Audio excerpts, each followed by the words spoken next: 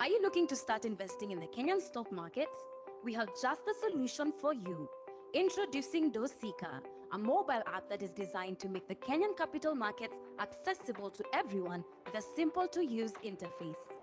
The app provides real-time updates on stock prices and news, which is crucial for investors. Here's how to sign up. Download and install the Dosika app from the Google Play Store. Create a Dosika account by signing up with your email address and phone number. Once you've signed in and linked your account, you are all set to start adding securities to your watch list or portfolio. To track the performance of your portfolio, go to the Portfolio tab and view your holdings. Dosika ni investment chap mkononi. Are you looking to start investing in the Kenyan stock market? We have just the solution for you. Introducing Dosika, a mobile app that is designed to make the Kenyan capital markets accessible to everyone with a simple to use interface. The app provides real-time updates on stock prices and news, which is crucial for investors. Here's how to sign up. Download and install the Dosika app from the Google Play Store. Create a Dosika account by signing up with your email address and phone number. Once you've signed in and linked your account, you are all set to start adding securities to your watch list or portfolio. To track the performance of your portfolio, go to the Portfolio tab and view your holdings. Dosika ni investment chap mkononi. Dosika, grow your wealth.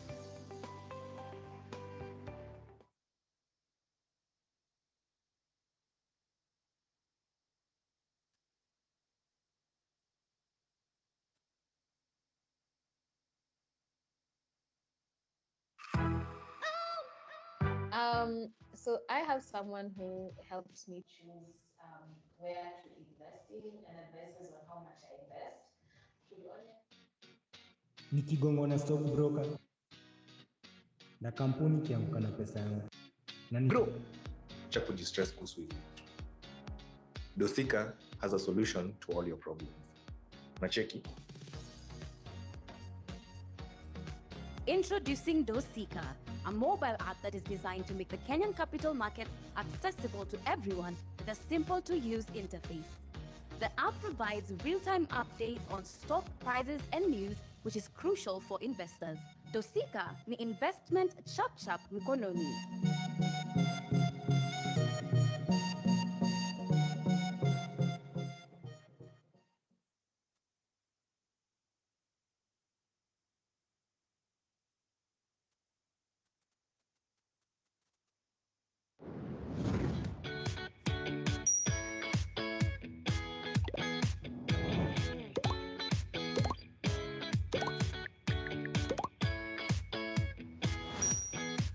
nasikia kuna app fulani inaitwa Dosika that allows you to get market insights, unaweza trade na pia unaweza ona portfolio yako huko ndani. I think that would be a great idea for us.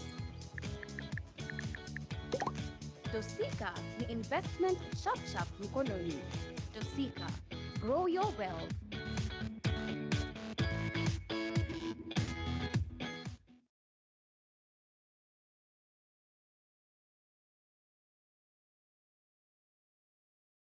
Good evening, good morning, whether if you are abroad, and good afternoon from wherever you're tuning.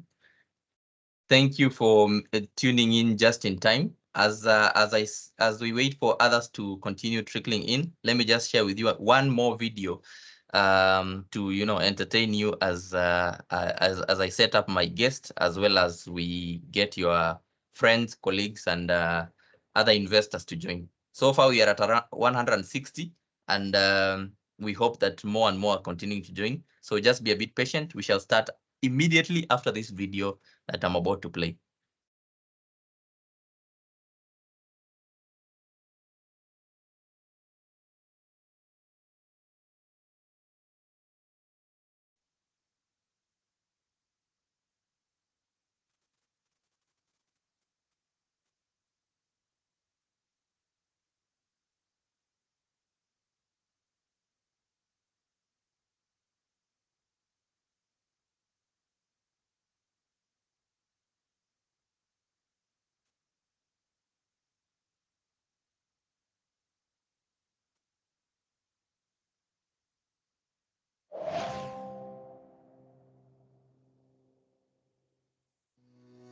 Welcome to a world where financial growth meets opportunity. Here are a few valuable insights on dividends. Let's dissect. What is a dividend? It's the amount of money that a company pays its shareholders for owning a stock of the company. As a stock investor, dividends play an important role in generating cash flows from your stock. Dividend yield, in simple terms, is a percentage which shows annual dividend per share divided by its share price.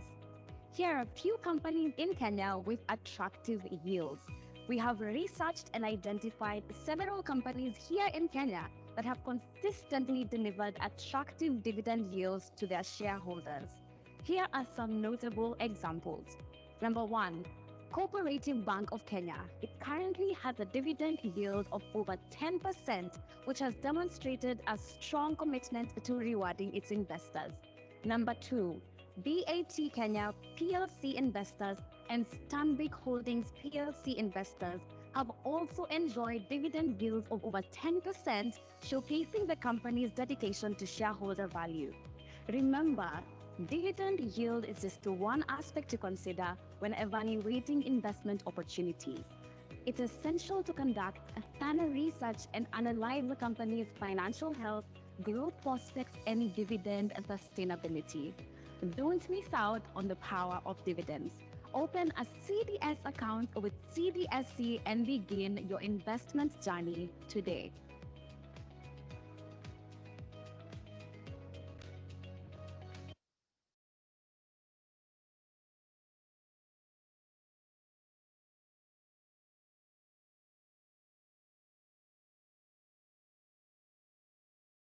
So thank you again for tuning in. We are at around 190. I think we can get started right now. So Christopher, if you can hear me, you can also put your mic and camera on so that we can get started. But as Chris does that, welcome to our audience and welcome everybody for to this amazing webinar. If you've not been with us, we've had so far 3 webinars talking about different strategies of investing in the capital markets, and today we are talking about how you can understand earnings releases. Different companies have, especially in the first quarter of this year, released their full year results in what we call earnings releases. Some of them release them through reports. Some of them release them through events where they call analysts and top investors to attend. Some of them release them maybe through press statements and information to their investors. So today we want to understand when a company is reporting a profit, when a company is reporting loss, when a company is saying that management is giving management guidance, or when you hear a company talking about company earnings beating analyst expectations, what does that mean? Terms like EBITDA, service revenue, ARPU, all those information that are usually thrown around by the management as well as analysts, and sometimes leave investors, especially the retail, who might be interested in investing in a company in a space where they're not so sure about whether the company is a good performer, or whether those numbers are actually good numbers, or they should be red flags and you should be selling your counter. So today we are joined by an amazing speaker from NCBA Bank, and he shall be introducing himself. But for those who have not been in our previous webinars, my name is Stephen Atema. I work with the Central Depository and Settlement Corporation in the Strategy, Commercial and Research Unit, where our main role is just to help you not only understand what CDSC does and tell the story of the company, but also the bigger goal is to ensure that you as investors are well equipped to make the right investment decisions, because we know when an informed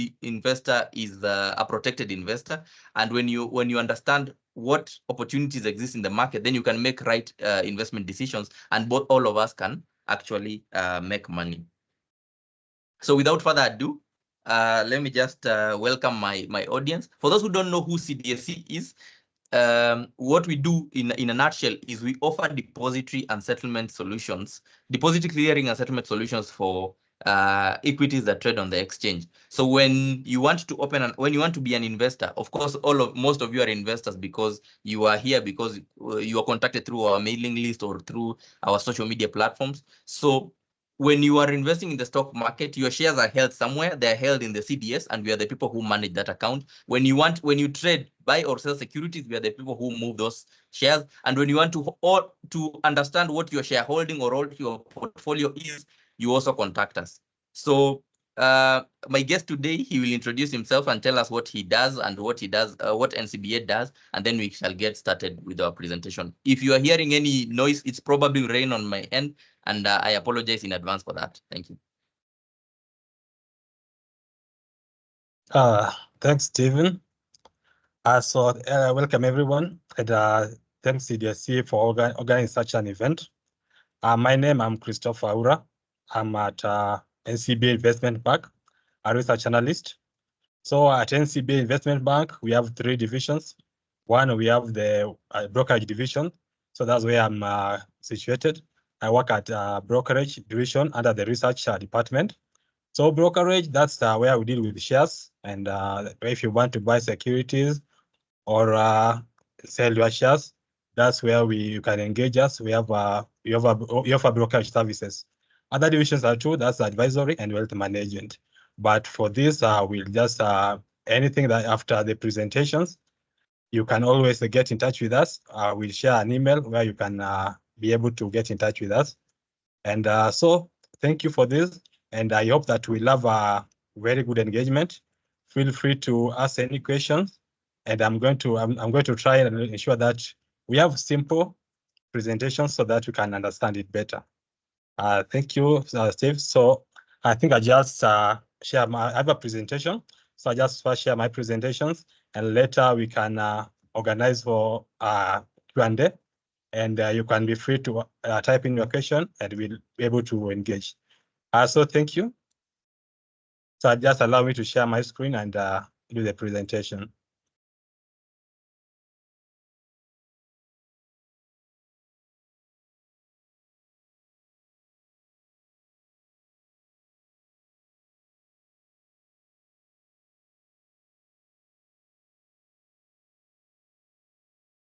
Yeah, so first, Steve, you can confirm if the screen is, I've shared my screen, if you can, is visible on your end. It's visible. You can proceed, Chris. So thank you. Okay. So for today's discussion, is just understanding earnings releases. And with this, we are going to use Safaricom as to help us understand some of the actions that usually take place during such events. And just for starters, we are going to start by just defining what earnings release is and why is it important to investors and all the stakeholders that are within the investment world, that or any person who is interested. So first, by definitions, earnings release, this is just an occasional event which occurs at any point in time when a publicly listed company release their financial performance after a given period of time. The main reason for this is to provide insights into the health of the company in terms of the progress that they've made over a given period of time. So usually what we mean by the given period is usually a calendar year for a company. And first of all, just to make it clear, a publicly listed company you need to understand is a company that's trading in the National Stock Exchange. So like for Kenya, any company that's trading in Nairobi Stock Exchange, that's NSE, that's a publicly listed company. And they have obligation to always present their financial performance after a given period of time. And this usually differs within, it varies within different industries. For example, if we go about banking sector, you'll always see that they will have their financials after every quarter. So like recently we had full year results that was in March, and right now banks are also releasing their Q3 quarter 1 results. So just have to show you for this. Another company such as telecommunication sector or manufacturing sector usually give half-year results after every half year. So that's also their calendar year. So that's simply that's what I call what we mean by earnings releases. So during earnings releases, there are usually some things that take place. Chris, Yes. I think because of the rain, guys are not hearing you well. Maybe you can be a bit more audible so that participants are able to hear you. Okay, so now how is it? Yeah, you'll have to speak as if you are shouting all through the session, but Yeah, that is a sacrifice you need to make. Let me try and shout. Okay. So I think that one is better. Yes. Is that better? Yeah, it works for me, but yeah, guys are also confirming. So sorry for interrupting you. Carry on. Yeah, it's fine. It's fine. So just in case if I drop off, just shout out and I'll just listen. So just as you have started, I've just explained that earnings release is just when publicly listed companies release their financial statements or give us insights into how they have performed financially over a given period of time, which is usually a calendar year for them or a calendar quarter. So I've given examples of the banking sector, which usually offer theirs after every quarter. Right now we are doing the quarter one. The manufacturing sector usually do that after every maybe half a year. And so another thing is to know that each industry have different calendar years. So you see that for banks, it's usually between from January to December. That's the full year. For like companies such as Safaricom, which is in the telecommunication sector, you see that their year ends in March. And also for some, it ends in June. So you have to understand such. And some of the things that will happen, like for the recently, we had the earnings release for Safaricom last week, Thursday. So what happened is that usually you'll expect a press release from the company through the investor relations, and they also send you financial statements. These ones you can access through NSC or through their also investor relations website. And from them, some companies usually do investor briefing where you go and meet the management. This is where analysts can interact and ask questions. So that's also there. So that's what happens. And it's just simple as that. But why is earnings release important? This is one of the things that we should know. So generally, just in a general view, earnings release is important because this is the time when investors or stakeholders or any person who has interest in the stock market will try to reduce if their investment thesis that they held previously still works. By investment thesis, I think I just mean what were the reasons why you made the decision to maybe to invest in that stock or not. So the general, that's the most important, the main reason for this, because all the things that I'm going to say here, one, the fundamental analysis, that's also there, but analysis will help you to make a decision on whether to invest or not. So one is that, so apart from that, that's the general importance of earnings release. But now if you go to the nitty-gritty, one is that it aids in fundamental analysis. This is more so for the for analysts such as me, and also investors who have interest and want to do that. So fundamental analysis is just understanding all the fundamental, all the various aspects of the company. This is where you evaluate, you'll do performance review over maybe the last 5 years. You'll meet the management and you discuss with them, and also compare the performance of the company against the peers or benchmarks in the industry. So that's what we mean by fundamental analysis. So in Kenya, in the telecommunication sector, Safaricom is usually just one listed company. So maybe if we do the one for bank, if KCB listed us now, we can do the analysis and compare KCB with other peers such as Equity and see. Now, from the earnings release, we see how has it performed. And you'll make the decision compared to if the peers are performing well, why is it not performing well? And if it has outperformed the peers, then it's a good thing. So it also guides investors' investment decisions. So just there's the overall thing. Once you've done the analysis, you'll be able as an investor to make the decision whether to invest in the stock if you are a new investor. If you are already you held some stock there, you can decide if you can accumulate or not, and this will depend on your on your profile as an investor. So such as that's just the another importance. it will guide you as an investor. Like right now, after the release by the banks or the Safaricom, investor made the decision either can I continue investing there, can I divest it from it? That's a decision. Another one is it raises accountability on corporate governance. So one thing for sure that you need to know, if you have a share, even one share at Safaricom, you are part of ownership of the company, and the management owes it to you to explain to you how they are, whatever they are doing in the company, and what are they, and how it will impact your earnings. So that's why it's the obligation of the management to provide you with details on the performance after a certain period of time.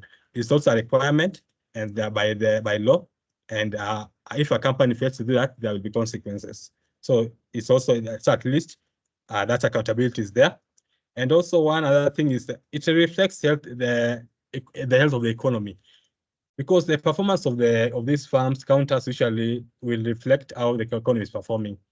If there's a growth in revenue, and also like for Safaricom, if you see that M-Pesa transactions are growing, or maybe data usage is growing, it is an indication that although people are struggling, the economy is diminished, but the people remain resilient.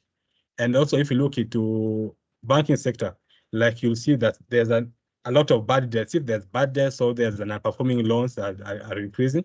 It's also a reflection of something is wrong somewhere. Maybe the cost of borrowing is high, and it should be looked into that. And also, this will see that it will impact the credit availability to most of the private sector. So that's how you analyze it.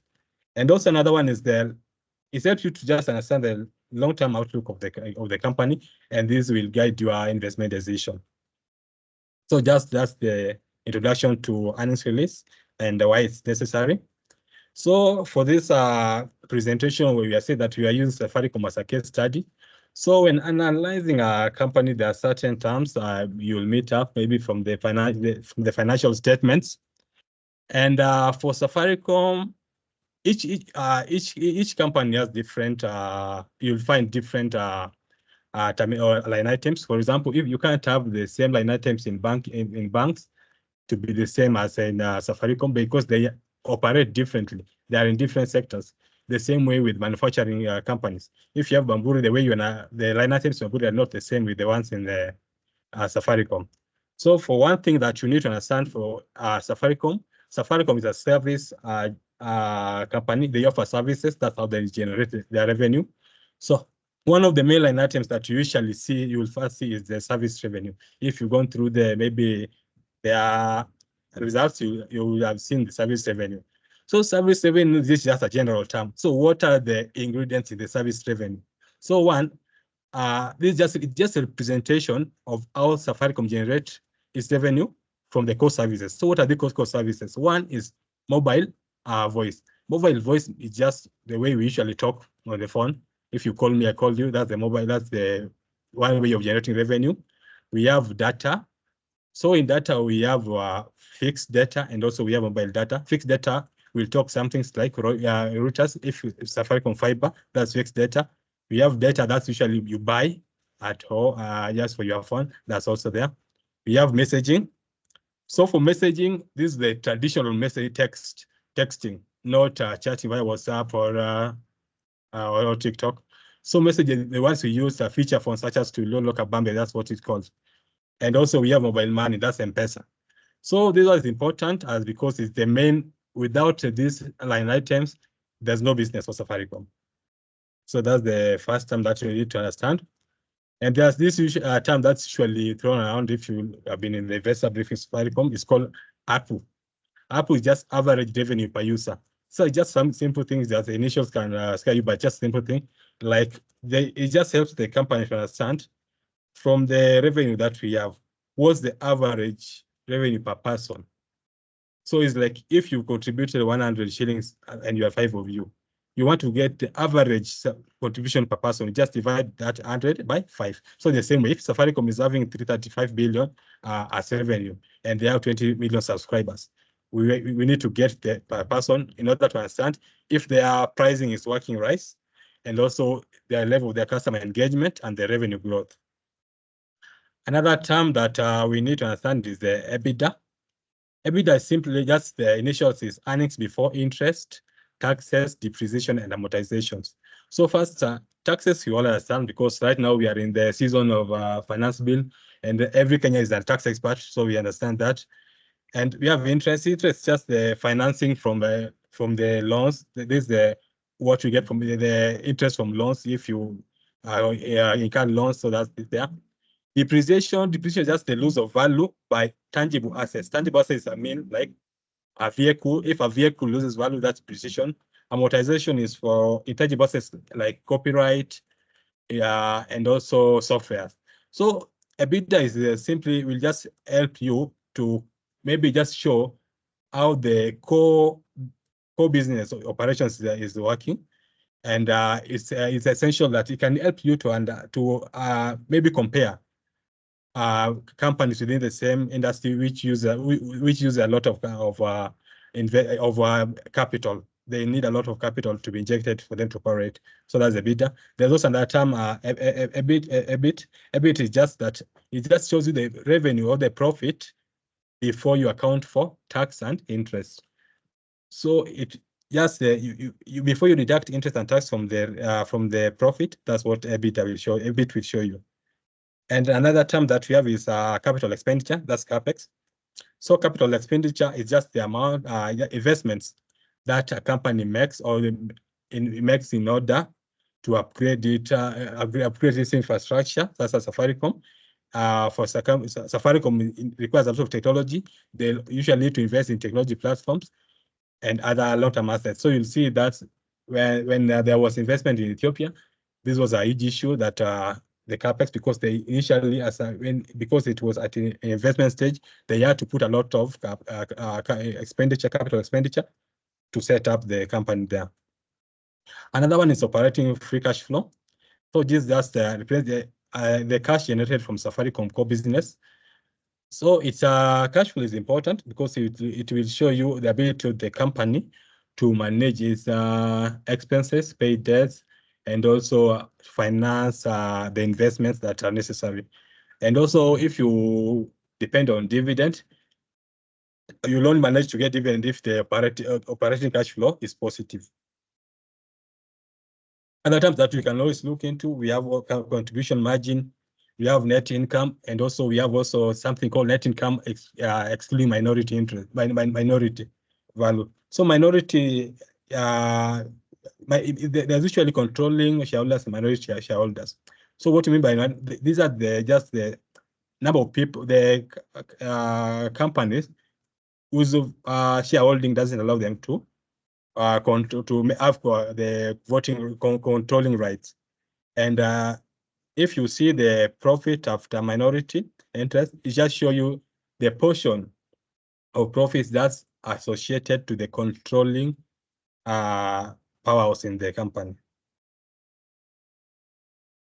So after just looking into the terms, I just show you an example on how you can understand the results from a company. So the case study for us was Safaricom. So for Safaricom, we are going to look in Safaricom Kenya, Safaricom Ethiopia, and the entire group. And I've not given the absolute figures. I'm just showing you the growth rates because it will reflect what's happening in the market. And I'm looking them separately because Safaricom Kenya is currently a mature business, and comparing it directly to Ethiopian market, Ethiopian Safaricom is not like comparing Apple. That's really unfair because Safaricom is already mature. Ethiopia is just in the investment phase. So one, you can see the service revenue. I've just explained it there above. So these were including M-Pesa, voice, messaging, data, fixed data. So in the Kenyan subsidiary, all the line items are positive, and that shows the stability. You see service revenue grew by 11%. The EBITDA a bit, and also grew, profit also grew. So these are just showing you the Kenyan sector is stable. And before looking at the group, we look now into Safaricom Ethiopia. For Safaricom Ethiopia, this is where I know most of the people have interest in because it will determine the performance of the firm going forward. So one, we have service revenue. Service revenue here, it grew by more than 100%. I'm just showing you the ones that grew by over 100%. And something of interest is that in Ethiopia, one of the major contributors was the data, and also M-Pesa is trying to now to pick up. And also total revenue grew by over 100%. However, direct costs grew by 100%. Direct costs just the costs that are directly linked to the service offering. So like energy, and one of the things that Safaricom said was that energy is consuming a lot of money, despite them trying to subsidize by solar. Then also we have EBITDA for Safaricom Ethiopia grew by 18.8%, but there's something to note here. Despite EBITDA growing, they are still in negative. They're still making losses because the company in Ethiopia is yet to break even.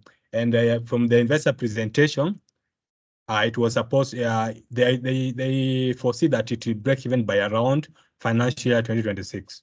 So that's why you're seeing this.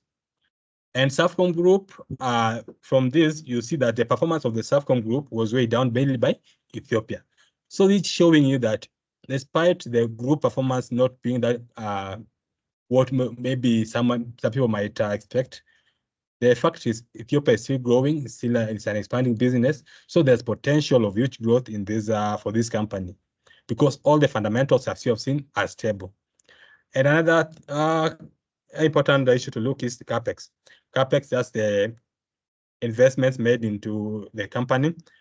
In Kenya, it grew by 17%, but surprisingly in Ethiopia, it declined by 17%, and the general group reduced by 2.7%. So for Ethiopia, you'll come to see that maybe the management is changing their strategy. They're just not investing just the way they're not using the same model that they use in Kenya, because we are in different time. Right now, telecommunication is not just about talking on the phone. It's more about data, about mobile money, monetary inclusion. So this is what they are trying to do, because already they have set enough, as of now, they have set enough infrastructure. So they're waiting to see how will this infrastructure that they have set up improve their performance. And then they'll do them step by step. And from there, you can see there's something what we call the guidance. I'll explain it further down, but guidance is just estimates done by a company to showcase numerical estimates to showcase how it will perform in the financial year. So from this, I can see that in terms of EBIT, just the profit before you count for tax and interest, they are quite aggressive for Kenya and the general group. And just mention in the results that they released, they outperformed their guidance. But for Ethiopia, they are a little bit moderate because of what I've just said. And for CapEx, that's why this is what I was telling you, that in Ethiopia, Safaricom is changing its strategy, because you see, in financial, they just released that the capex was 46 billion, but now they are targeting it to reduce to 21 to 24 billion. That's almost half. So it's showing you that they just use this infrastructure that they already set up in Ethiopia to improve their business. Unlike in Kenya, where it's going to grow to around 52 to 55 billion. Yes, I think that's well understood. Thank you for that. So we can continue. So another thing that's really important when understanding earnings release, you need to understand factors that might impact an earnings release, because the performance of a company is usually affected by a lot of factors. One, we have the macroeconomic factors. These are what affects the general affect country, the factors that affect the country, such as one of the things that affect the economy. One is the economic growth. So if there's a positive economic growth where the economy is growing at a good rate, it means that most of the population will be able to have disposable income, and business will flourish. And by doing this, the demand for services or products from companies is going to improve. And if the demand improves, it means the revenue or volume of sales from the companies will improve. The profit margin is also going to increase. And this will you'll have a positive earnings release. The opposite, the vice versa is also true. A negative economic growth will have a negative consequence on the earnings. Now, also another factor that macroeconomic factor is the inflation and interest rates. So for inflation will just generally reduce the purchasing power of money. So your money become less, the value of your money will reduce, because if in 2002 you bought bread at 10 shillings, right now, the same bread with no any additives, you are going to buy it at 65. And very soon from the finance bill, it might go to 70. So it means that the value of your money has really diminished, and people will start to prioritize their needs, and this can affect if the company, maybe if is a voice call, the person will now reduce the minutes that he's talking on the phone. So this might, if it happens to a lot of people, it might affect the revenue line on the voice calling voice revenue by Safaricom. Similarly, interest rates. For interest rates, it mainly, we can just look into it a way that it affects the cost of borrowing. If a company needs most of the company usually needs their money to expand, to grow, for just operations, you need to borrow. So if the interest rate is high, it means the finance cost is also going to be high, and this will erode the margin. And for like in the banking sector, if the interest rate is high, it means that there's a potential that many people will default and credit risk is going to go higher. If the credit risk goes high, most of the banks they'll be shy to lend to the economy, to the people. And with that, you are going to affect the credit availability to the private sector, and that you affect the economic growth of the country. Another macroeconomic factor that we're going to look into is currency fluctuations. So here, just like if there's usually what you call like Safaricom is operating in Ethiopia. Once they have their finances, they need to do the restating. So that one we might have some losses. And also for a company that maybe in manufacturing, that's importing their raw materials. If the FX depreciates, it will have an impact on the negative impact on the earnings. So that's for macros. And for company-specific factors, operational performance. By operational performance, I mean the efficiency, the convenience, and how customers perceive the company. So if the company is positive, the operational performance is positive, most people will buy their products. Otherwise, it's going to be negative. The same one as strategic initiatives. What are the initiatives that have been put in place? Will they support growth in the future? Are they customer-centric? So these are the things that that will affect the earnings. If you have good initiatives, it means that the potential for growth is high, and you'll make good profit, good revenue, and having positive good revenue, it will result to increased earnings, and from increased earnings, at least as an investor, you'll get good dividend payment. Management decisions, this like for example, you can just leave Bamburi. Bamburi in November last year, they divested from Uganda, and you saw from their earnings, from the results that they released, it was quite positive, and they gave a huge dividend, like 5 shillings, and you also expect special dividend. So just showing you the decision that the management made to divest from Ethiopia, from Uganda, which was weighing its performance down, bore positive fruits to the earnings. Now we come to industry trends. These we can just look at market demand, competitive dynamics, and technological disruptions. Market demand, just if there's a change in this taste and preference of the consumers, you have to adjust to that. And if you don't adjust, you'll lose your grip in terms of volume and also earnings. And now we look into competitive dynamics. If a company can be able to maintain its competitive edge in the market, they can control even pricing, and there is a potential that their earnings will always improve. Like for the case example is Safaricom. Safaricom is the controlling company in the telecom industry in Kenya, and they have the capacity to control the market, even though there's competition authority of Kenya, which usually check put on balances and that. Then also technological disruption. This one, if the company has to align with the ongoing technology, otherwise they'll suffer the consequences. One thing is another one is regulatory issues. So here we can have government policies. Government policies, this is where the taxation comes in.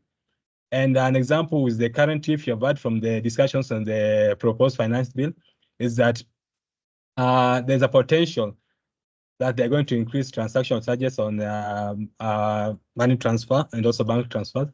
And also there's an issue of data access by KRA.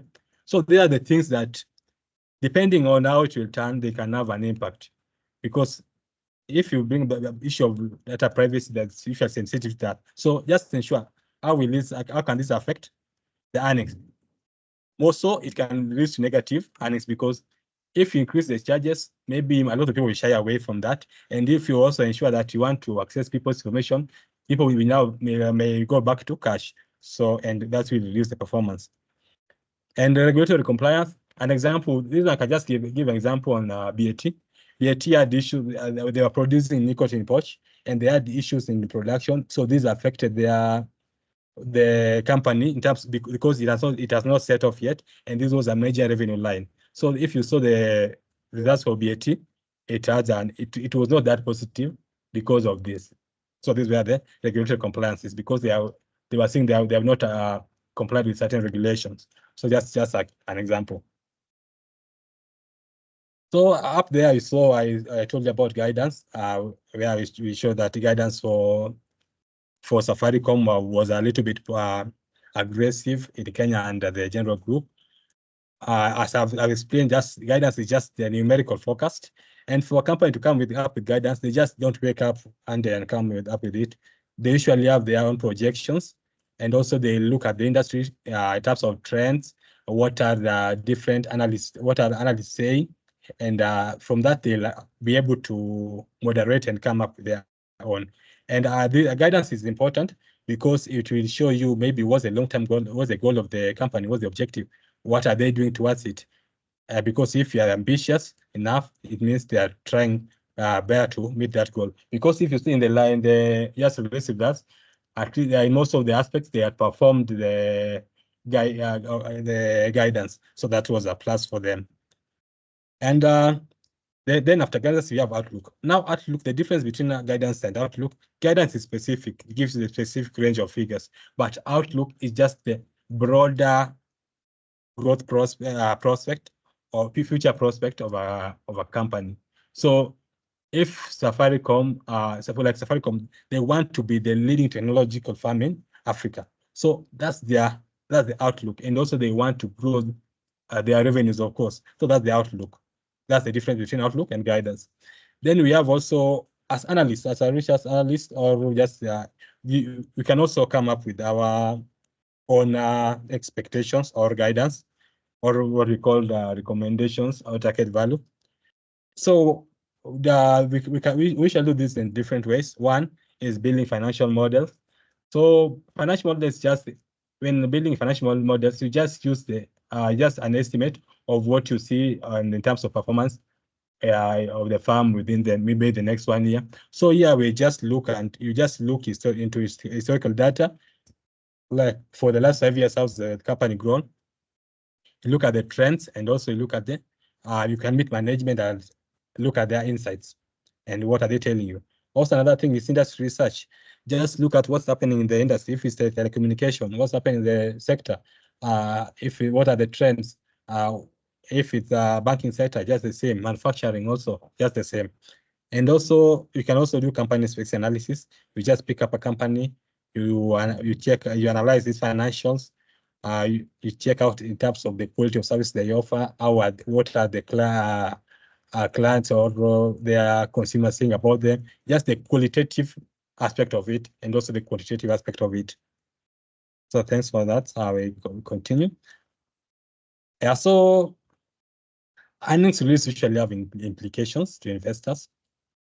And the immediate implication of an earnings release is usually the decision to either divest, invest, accumulate, or let go of the investment. So one of the things is that, so whatever happens, this is usually the immediate reaction of for investors after a company has released its financials. So one is that you'll be able to make your investment decisions once you've analyzed the financial performance. And there are key metrics that we have just stated. There are usually key ratios that can look into. And the good thing is that currently in the industry, we have research houses like NCB Investment Bank is one of them. And also there are various research analysts who usually come up with analysis on the performance of, like if you look for Safaricom, you'll see a lot of people have done analysis on it. So you can usually check, if as an investor, if you don't have the time to do it on your own, just check out these reports, read, compare, and be inquisitive, ask questions.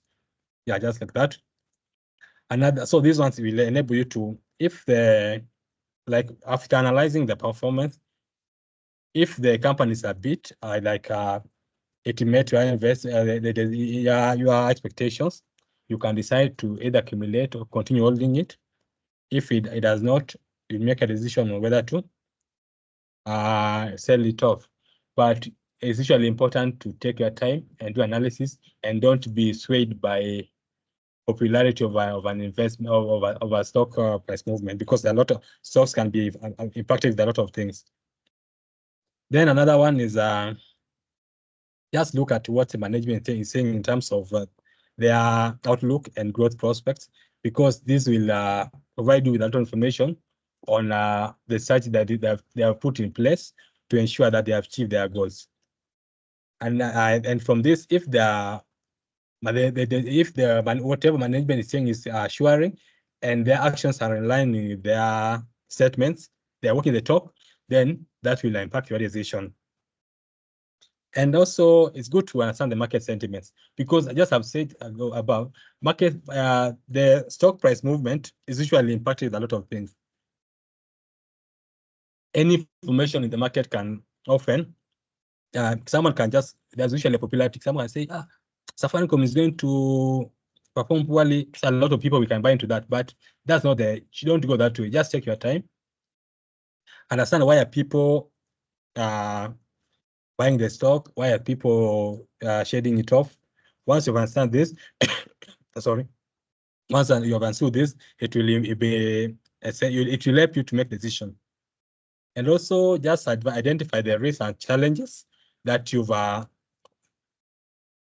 deduced from the investor briefing or from the earnings release, because if you attend the investor briefing, all this information will be transferred by the analyst into their reports, and you can be able to discern whatever important information that you need. And once you know this, you'll be able to make a decision.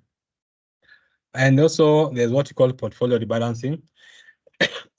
This for individuals who are already in the investment world, so they have their portfolio. So there's usually this parable in the Bible that say that those who have more will be added. I don't know the exact, but if you have more will be added. And they say that also that trees that don't bear fruits will be cut down. So this is what you can use.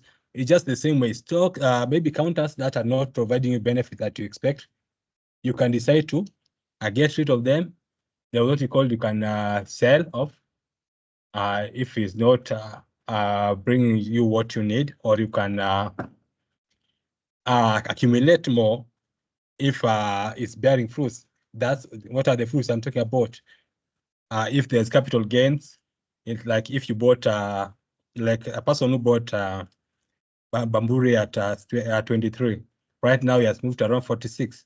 So that's capital gain. And also they had a proper dividend. So in your portfolio, that's a fruit bearing stock. So that one you can accumulate more of it, but after thorough research and analysis, and also after engaging your broker, because our financial advisor who will help you to understand and make decisions.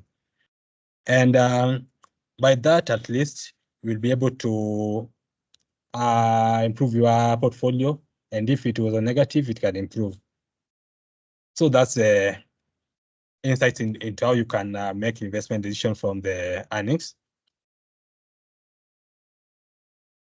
Oh, sorry. Okay, and also now the final issue that you're looking into, strategies that you need to apply when analyzing an earnings release. So one of the most important things that you should always be able to know is understand the business that you want to invest into. Before doing anything, don't look at the share price movement. You know, it has improved. First of all, know the business, how it operates. How is it generating revenue? If it's Safaricom, what is Safaricom doing to generate its revenue? Because if you are right on the business, it's very difficult for you to fail in terms of the value of what you get if you make an investment. But just getting into an investment that you're not sure of because you've seen the news that this stock is people are really buying it, it's popular, don't fall into that. So take your time, read, research, ask questions.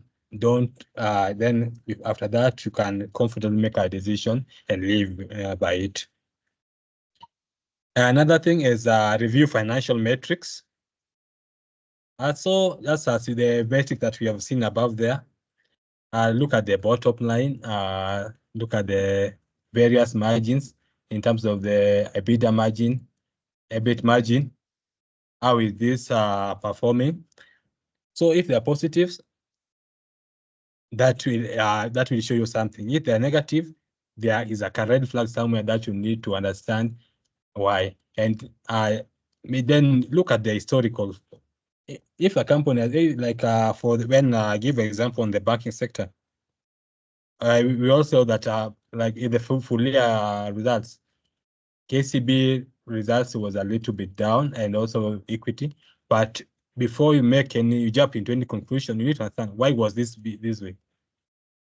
And from that, you'll be able to make an informed decision, and also you do a proper analysis. That's a good strategy. And just this one I've said enough. Unless look at the guidance, outlook, and commentary, and see if the actions of the company as at that moment will align to whatever they are saying. If they are in opposite direction, that's a red flag, that's a risk, and confirm and dig deeper into that. Another one is just don't always be about the quantitative aspect of business. You should be able to understand what are consumers are saying about the product of this company. If it's a cement producing company, what are people saying about the quality of the cement product they are producing? If it's Safaricom and they are offering data, what are people saying about the quality or the strength of their data of their data? So check that. How expensive or cheap is how affordable is their voice rates. So they are the things that you need to look into. Look at the management integrity in terms of the community standing. Are they people that you can trust with your money? Look what's the brand reputation? How do people perceive the company? So such are the things that you need to look into, and most importantly, undertake market research. That will always be in anything that you do research, and there are many ways of doing it. Talk to your broker. They will always have a research department who whenever you ask any question, they can always help out. So with that, I have done with my presentation.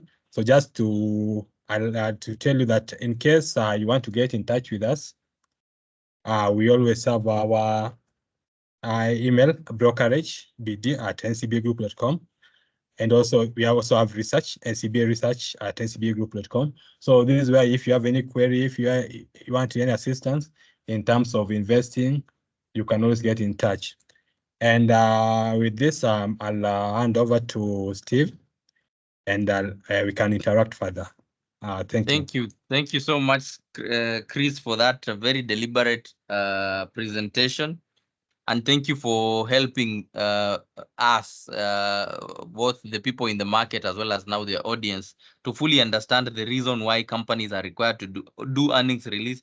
It is not only them announcing the results, but it's also part of their legal requirement for them to share their earnings, I think, within a given period. And it's good you have highlighted the different industries and when they're supposed to share the results. Thank you again also for ending by giving us some strategies that we need to employ when we are trying to decide whether a company is a good buy or it's time to buy or it's time to sell. Now, in the interest of time, I'm just going to shoot at you some very interesting questions being asked by the audience. So if you could be just kind enough to answer them as briefly as you can. And I'll start with the first question, which was, now with all this, with the analysis and the information from the earnings release, did Safaricom beat earnings expectations? And did Safaricom beat analyst expectations?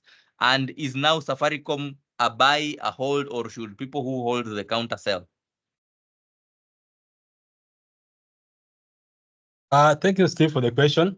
So from my point of view and from the results I've seen, Safaricom outperformed its expectation. They had stellar results because if you see the guidance that they had, they outperformed the guidance. And also from various, if you look at the recommendations by various firms, research houses, Safaricom performance was positive.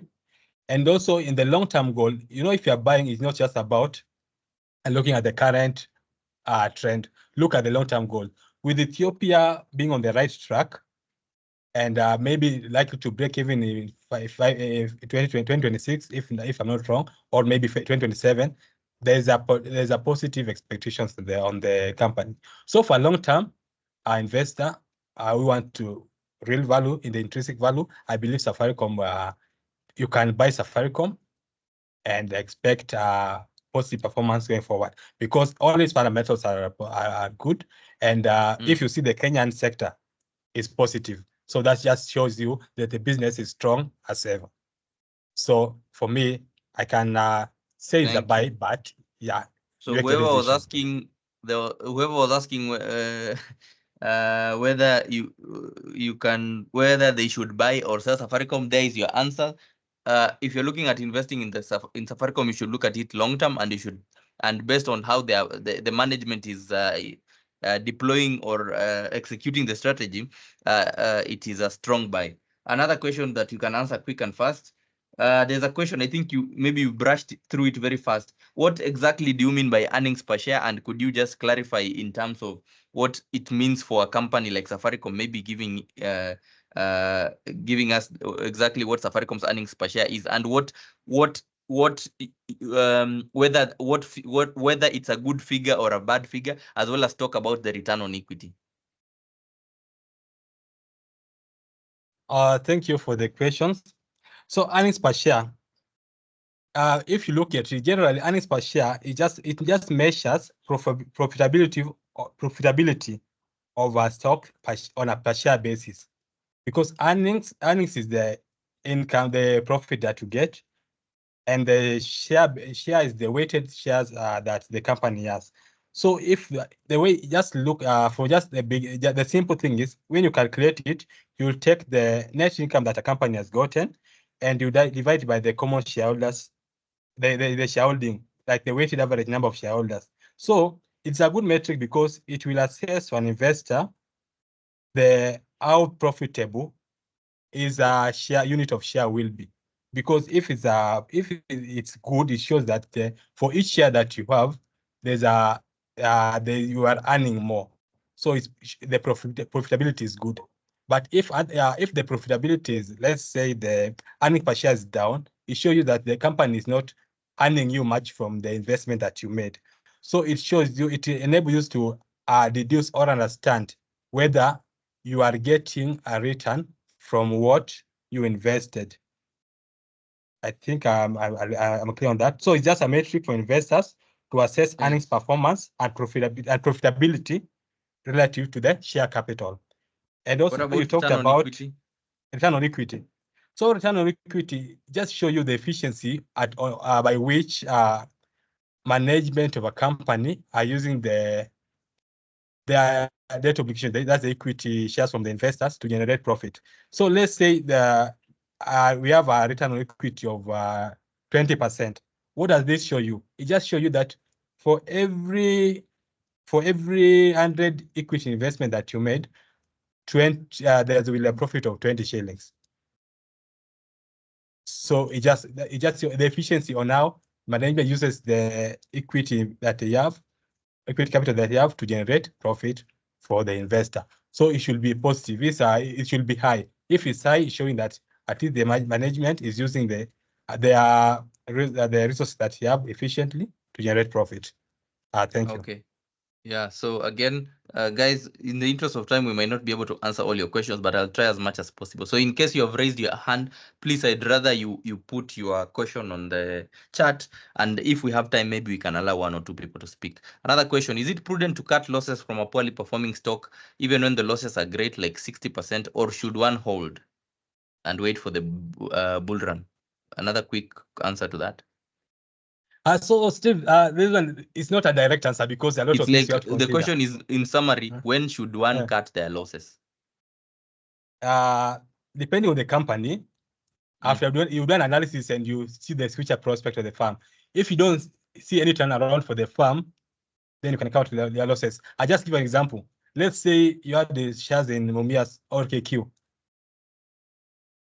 That one, if you can just count your losses and move on. But for such other farms, you can just take your time, understand the market. If there's a potential for growth, good. If not, you don't see any possible outcome, just count your losses. Thank you. Okay, thank you. A question about why you mentioned about different companies releasing earnings at different times. Is it by law? No, it's not by law. But when you as a company have decided that your financial year is ending in June, then by law you are supposed to release results, I think, after within 3 months after the end of your financial period. You can correct me if I'm wrong. So it is not by law that you are required to release your results by different periods. By that time that you choose as a company, then by law, if you're a listed company, there is a period which is, I think, 3 to 4 months after within which you're supposed to have released your full year results. And if you're a bank, you need to release it every quarter. And if you are like he said, insurance company, half year, and other listed company. So that is that. How can you tell if a stock is overpriced? A very interesting question, but hopefully you can help answer in a very quick format. How do you tell if a stock is overpriced? So there's a question. It can take like a lot of time, but usually, first of all, from an analyst point of view, we can do valuation. And if I do a valuation, I have my target price. Target price is this is what I'm expecting. So valuation, I'll consider everything that's needed for the company. And I said, like, let's say for Safaricom, I set my target price at 30 shillings. And if Safaricom has outperformed that 30 shillings, has gone, maybe it's trading at let's say at 35. Now I say that it is overvalued. It has outperformed the target, but it's below 30 shillings. It's around maybe 20 or 15. This I'll say it's undervalued. But there are also other ratios that can use. That's PE. Then we have enterprise value. So such are those ones can also use. But for deep understanding, you can also add that. Okay, so I think that are dividends taxable? Yes, they are taxable. I think they're around 50%. You can correct me if I'm wrong, but they are taxable. In terms of the only one that you do, if you maybe in the investment one, if you move it to fixed income market, that's the IFBs that are not taxable, but they also want to tax them right now. Okay. Yeah, they're taxable, but also you can talk to your stockbroker for if you are a foreign investor, the tax rate is different from a local investor. There is withholding tax. If a company has released their earnings and, for example, they haven't been good for a while, but you feel their fundamentals is okay, is it wise to stick with it? Or again, that's a question on cutting losses, and I think he has already answered, which is it depends on the company. If the prospects for that company are promising, then you might want to take action on that. But there are many companies on the exchange, so you are better off reducing your exposure to a loss-making company and participating in a one that is making a difference. What's the difference between investing and trading? The investment and trading. Let me try to answer this. For the way I start investing, you look at the intrinsic value of the company. Like, I want to invest in there in the next 5 years. I'm doing my long-term goal. My goal is within the next 5 years, I'm investing because I believe the value of this company after 5 years, I'll get the true value. So that's investing. You have a long-term horizon, and your decisions are based on fundamentals and not popularity or sentiments that's having the market.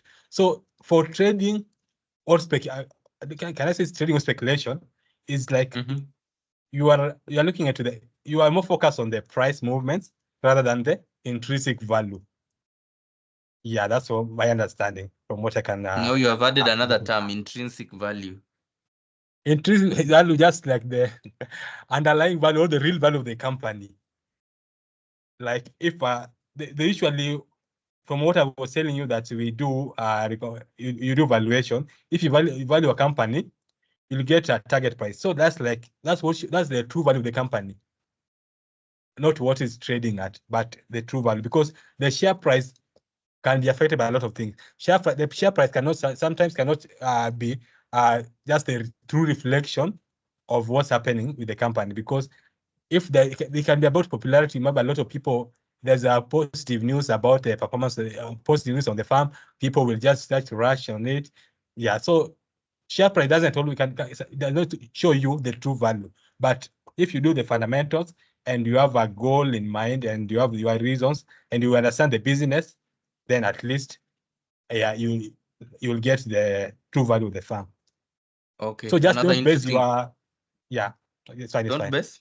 Sorry, just finish. I'm just trying to, when investing, you don't base your decision on the movement of the share price, because share price are volatile and sometimes it can change within a minute. Okay. Yeah, another interesting question, and this one I would just like you to share maybe your top 5. Which are the best performing companies on the NSE? It was going to be one of my questions, but one of the audience has beat me to it. Top performing counters on the NSE that you would recommend somebody to buy, maybe if you have 5 or more. Okay, this one, first of all, in the banking sector, in the NSE banking sector are performing quite sorry for that. Banking sector are performing quite well. And one of the companies that I can recommend, depending on your profile as an investor, we have the Stanchart in terms of dividend and also capital appreciation, though entry point can be a little bit expensive. And also we have another account is Equity Bank. Equity Bank is also doing good.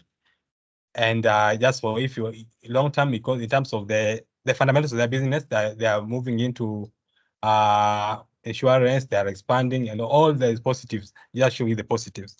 And also currently Bamburi is one company that is showing good progress. Because why I'm saying this, because not just because of the share price, but because at least they let go of the investment in their subsidiary Uganda, which was weighing them down, and now they want to fully concentrate on the Kenyan market. So there's a potential for them to grow. And there's also another bank. Okay, this is not maybe it can be a conflict because I'm from NCBA. But if you look at the growth prospect of NCBA over since it was after the merger, and it has been positive. It's been constantly growing. So it's also at this, and also Kenyan is mostly locally owned. So there's a potential that. And this one, Safaricom, if you are a long-term investor, there's a potential for growth in there. And another one that we can look into that. Okay, for now, we can go with that. But if you need more recommendations, we usually have stock recommendations from NCBA every month, and we can always provide such information. After we've done analysis, we also provide such information. I can stay back to you, Stephen. Okay. Yeah, thanks. In case Safaricom splits, how would you advise an investor on the share price? Yeah, so currently that's a gray area, and we still need to understand deeper what will happen, because we are still analyzing the impact. So I'll be lying if I can currently advise on that. That one it will need like time to check and do research and come up with the better fundamentals than just advice. I can misadvise a client, maybe a potential investor right now. Yeah, this is a good question, and I think maybe you missed it. You missed talking about it in your guidance. Safaricom is a good counter, but does not give good dividends. Can you please speak on that, and why don't they pay good dividends? Yeah, so first of all, dividend, what determines the dividend that's being paid out? We need to know that. So one of the things that determines the dividend is net earnings. That's the profits after tax. And the thing about Safaricom, right now, they are expanding. And if a business is expanding, they need, they need enough retained earnings to invest. And also, they look at the dividend policy of the company. Safaricom dividend policy is usually 80%. They should pay 80% of their earnings to shareholders. But now you'll see that the performance has reduced because of the moving into Ethiopia since 2021. Ethiopia is eroding there, the group's profit or net earnings. So from this, if you apply the percentage, the 80% dividend payment rate, it will not be that much.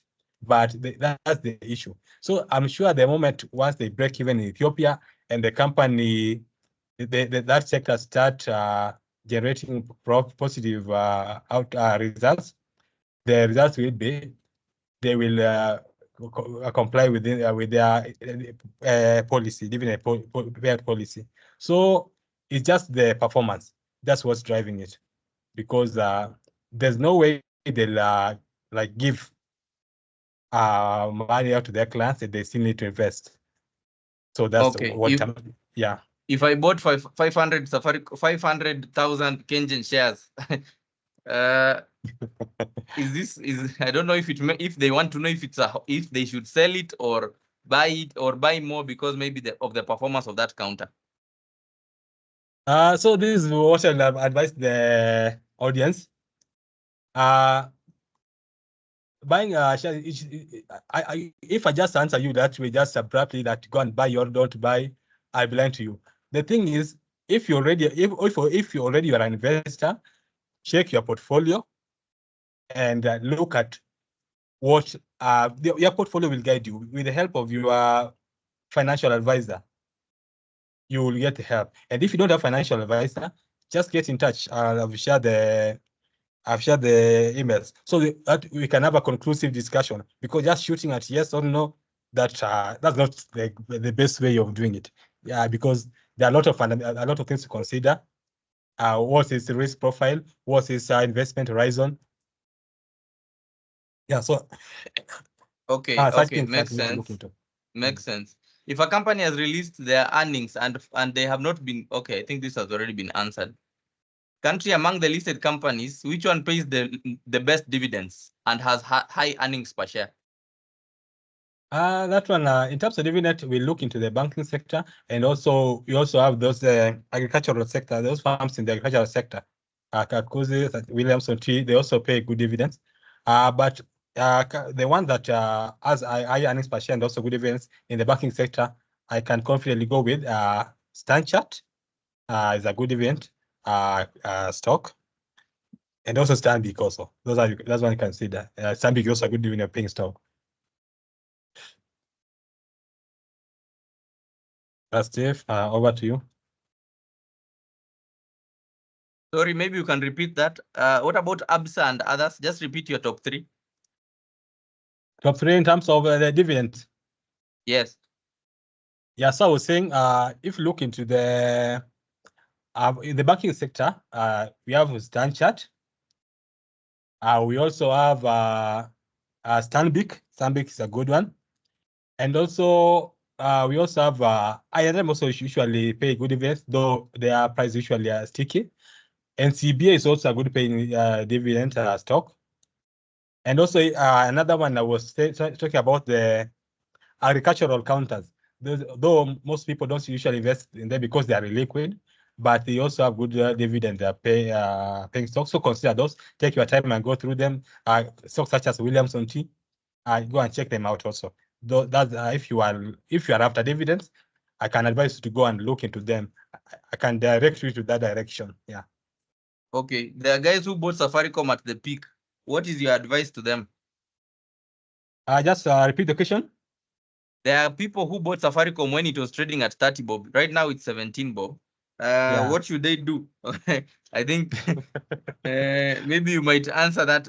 Just give your opinion, and if you don't want, we can still proceed. But my question tied to that would have been that if what do these earnings release have? Do these earnings release have an impact on the share price? And what is your comment on that? Also, for Safaricom, if you bought at 30,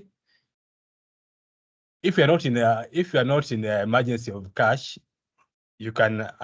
My opinion is you can wait for it in the long term. It will bear fruit. That's my opinion on Safaricom. And the impact of earnings release on share price. So let's say this: the immediate impact of earnings release is the movement in share price. So one thing is, if the earnings release is positive and is meets the market expectations, also there's dividend payment. There's a good dividend payment. You see, most of the people there'll be a rally on the stock. A rally, by rally I mean the price of the share will increase. And the opposite happens if the earnings release is not what people expected, or it's below par. It did not meet expectations. There was a drop in performance.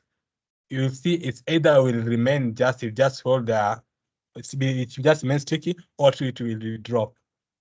So, like for example, and I'll give you an example. Case in point is Stanchart, or that's not even Stanchart. That's when the banking sector released their full year results around March, April. You saw the stock price really rallied, and Stanchart was almost hitting 200. All the stocks in the banking sector rallied except for maybe KCB and Equity because of their results did not meet the expectations that people had. So that's what the thing. That's how it affects the immediate share performance. So it can either go rally, that's increase, or plunge, that decline, depending on what investors expected and how it has performed. And also, if Kenyans usually really love dividends, so if there's dividends, that will be you'll see that the stock good dividend. I mean, good dividend, the stock will really rally. If not, there's a potential that the share price is going to fall. Thanks. Okay, yeah, thanks, Chris, and thank you, audience, for your very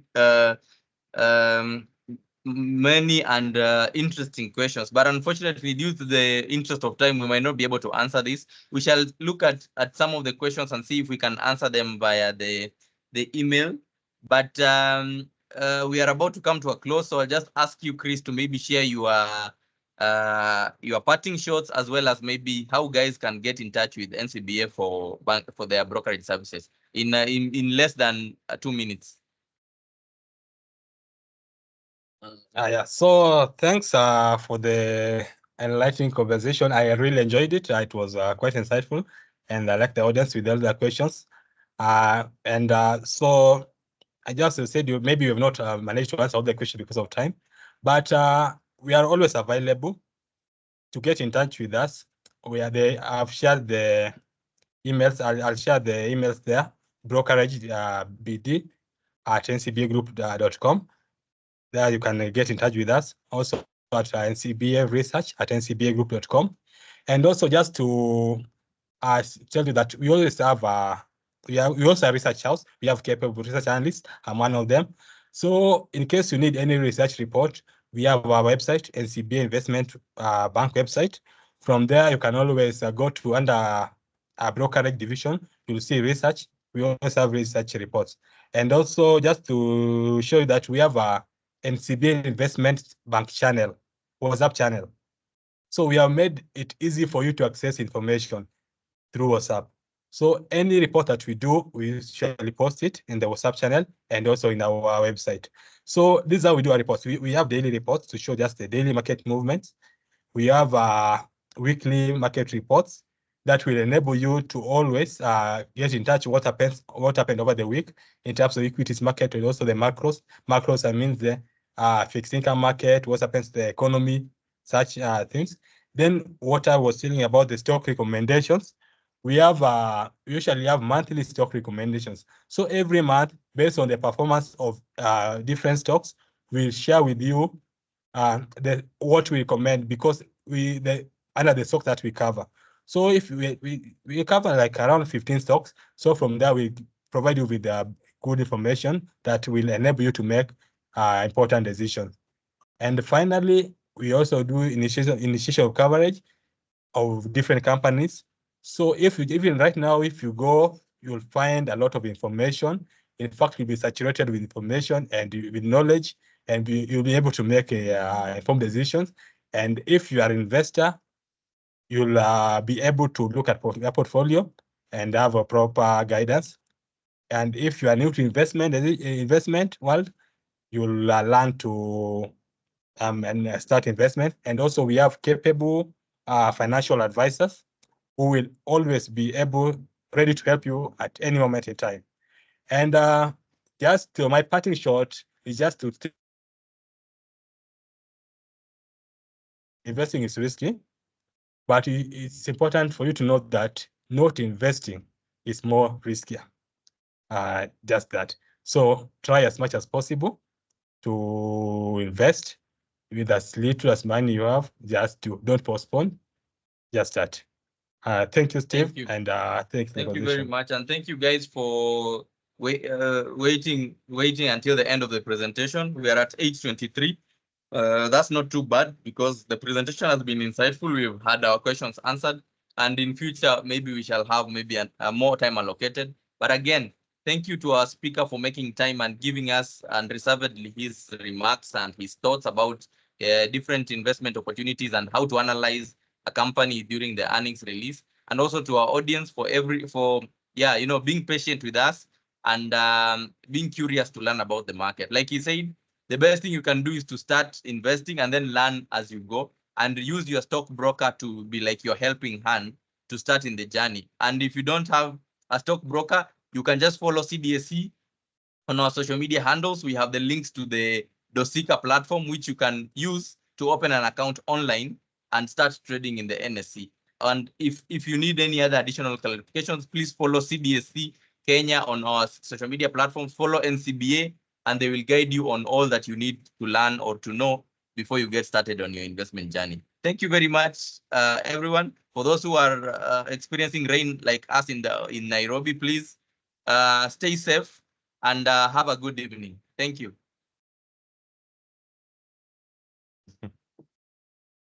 Thank you.